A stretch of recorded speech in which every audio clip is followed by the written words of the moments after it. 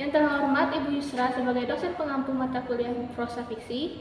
Pada kali ini kami akan menjelaskan materi tentang pendekatan struktural genetik. Sebelumnya izinkan kami memperkenalkan diri. Perkenalkan, nama saya Cynthia dengan NIM 036 sebagai moderator sekaligus pemateri. Saya Nabela Elsa Putri dengan NIM 058 sebagai pemateri 1. Baiklah, tanpa berlama-lama, langsung saja kita masuk ke materinya.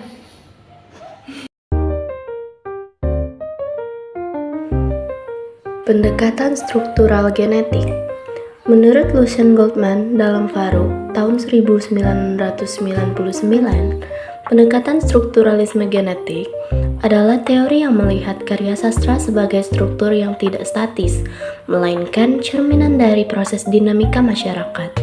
Pendekatan ini menganalisis karya sastra secara keseluruhan sebagai satu kesatuan yang koheren, dengan hubungan antara struktur karya dan latar belakang sosial historis pengarang atau kelompok sosial yang melahirkannya.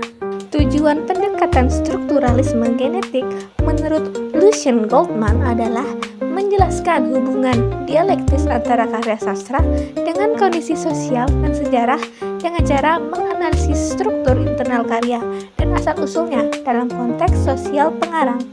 Artinya, cerita dalam karya dipengaruhi oleh kondisi sosial, dan kondisi sosial itu dapat terlihat lewat struktur cerita. Unsur pendekatan struktural genetik. Pada dasarnya, studi tentang struktur genetik mencakup 3 unsur. Yang pertama, aspek internal teks sastra. Aspek internal teks sastra yaitu unsur intrinsik seperti tema, tokoh, alur, konflik, dan lain-lain. Yang kedua, perjalanan pengarang, yaitu pengalaman hidup, proses kreatif, dan latar pribadi. Yang ketiga, konteks sosiokultural dan sejarah masyarakat yang memengaruhi lahirnya karya. Faktor teori struktural genetik. Menurut Lucien Goldman, teori struktural genetik didasarkan pada beberapa faktor yang saling berkaitan, yaitu fakta kemanusiaan, subjek kolektif, strukturasi, pandangan dunia pengarang, dan pemahaman penjelasan. Fakta kemanusiaan adalah segala tindakan manusia yang bermakna, termasuk karya sastra yang lahir dari usaha manusia memahami realitas sosialnya. Kemudian subjek kolektif, yang berarti pengarang tidak hanya mewakili dirinya sendiri, tetapi juga kelompok sosialnya. Cara berpikir dan nilai kelompok itu biasanya tercermin dalam karyanya. Lalu strukturasi adalah proses penyusunan unsur-unsur karya seperti tokoh, alur, dan konflik, hingga membentuk satu kesatuan yang bermakna. Struktur ini terbentuk sesuai cara pandang sosial pengarang. Pandangan dunia adalah sistem nilai dan cara melihat dunia yang dimiliki kelompok sosial pengarang yang menjadi dasar dalam pembentukan tema dan arah cerita. Terakhir, pemahaman dan penjelasan adalah langkah untuk memahami isi karya dan menjelaskan hubungannya dengan kondisi sosial dan sejarah yang melahirkannya. Melalui faktor-faktor ini, Goldman menegaskan bahwa karya sastra selalu mencerminkan hubungan antara struktur cerita dan realitas sosial pengarang. Penerapan pendekatan struktural genetik pada novel Laskar Pelangi. Dalam menganalisis Laskar Pelangi menggunakan pendekatan struktural genetik, langkah pertama adalah menelaah struktur internal teksnya. Novel ini menggambarkan perjuangan anak-anak miskin di Belitung yang berusaha memperoleh pendidikan di sekolah sederhana. Alurnya menampilkan konflik antara keterbatasan ekonomi dengan tekad untuk maju.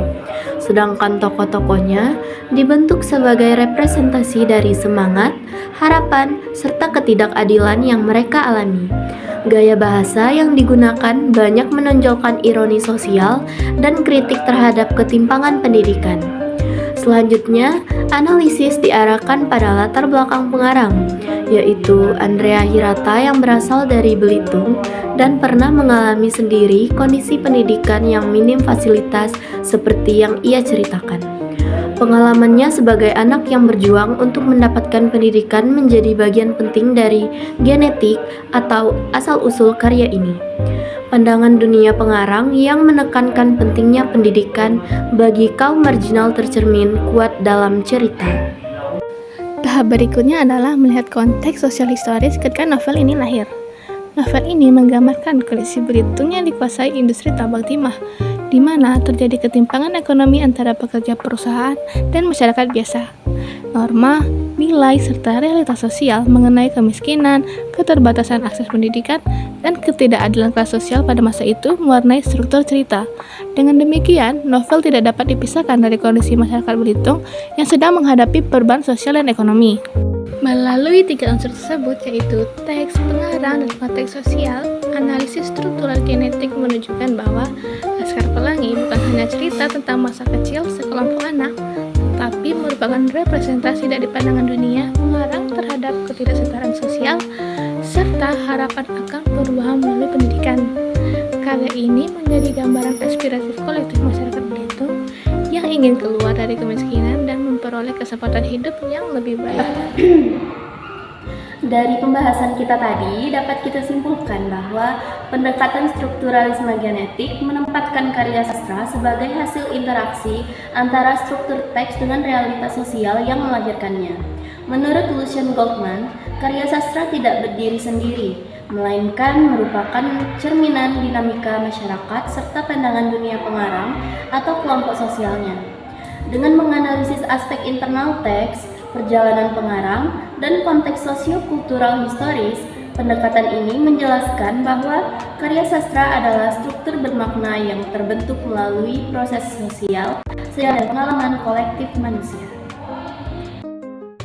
Baiklah, sekian materi yang dapat kami sampaikan.